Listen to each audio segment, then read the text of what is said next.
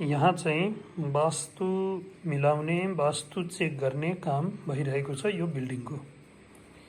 यो जुन नक्सा यहाँ मसँग आएको छ यो 3 मन्जिला भवन हो। यसमा चाहिँ कस्तो छ यो बिल्डिङ भन्दाखेरि फर्स्ट फ्लोर, ग्राउन्ड फ्लोरको डिजाइन एउटा छ, एक प्रकारले बनेको छ। फर्स्ट फ्लोरको डिजाइन अर्कै तरिकाले बनेको छ फेरि, र सेकेन्ड फ्लोरमा गइसके पछाडि फेरि अर्कै डिजाइन गरेको छ।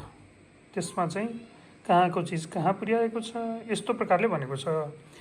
तर यसलाई मैले यहाँनिर ब्रह्मस्थान छुट्याएर त्यस पछाडि यसको 16 डिभिजन गरेर नक्सालाई अब चाहिँ कहाँ के छ भन्ने कुरो क्लियरली हेर्न लायक यहाँ बनिसकेको छ। अब यसमा काम हुँदैछ। कस्तो नक्सा यो भन्दाखेरि यसमा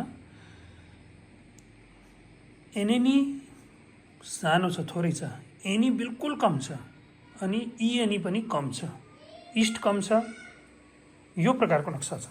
त्यसैका सँग सम्बन्धित समस्याहरू यो बिल्डिङमा बस्ने मानिसहरूलाई भएका छन्। तिनै समस्याहरू त्यही कारणले यो नक्सा मसँग यहाँ वास्तु हेराउनका लागि आएको नक्सा हो, जसको बारेमा यहाँ काम भइरहेको छ। अब हेरौँ यसमा चाहिँ के गर्न सकिन्छ, के कुराहरू थपघट गर्न सकिन्छ भन्ने कुरो चाहिँ यहाँ। यसलाई चाहिँ यो नक्सा लगभग 29 डिग्रीमा बनेको रहेछ। यसलाई मैले यहाँनिर चाहिँ गुगल अर्थ प्रोबाट पनि यसको भेरिफिकेसन गरियो। डाइरेक्सनहरू निकालिसके पछाडि त्यस पछाडि गएर यो प्रकारको डिजाइन यहाँनिर बन्यो। अब यसमा काम हुँदैछ।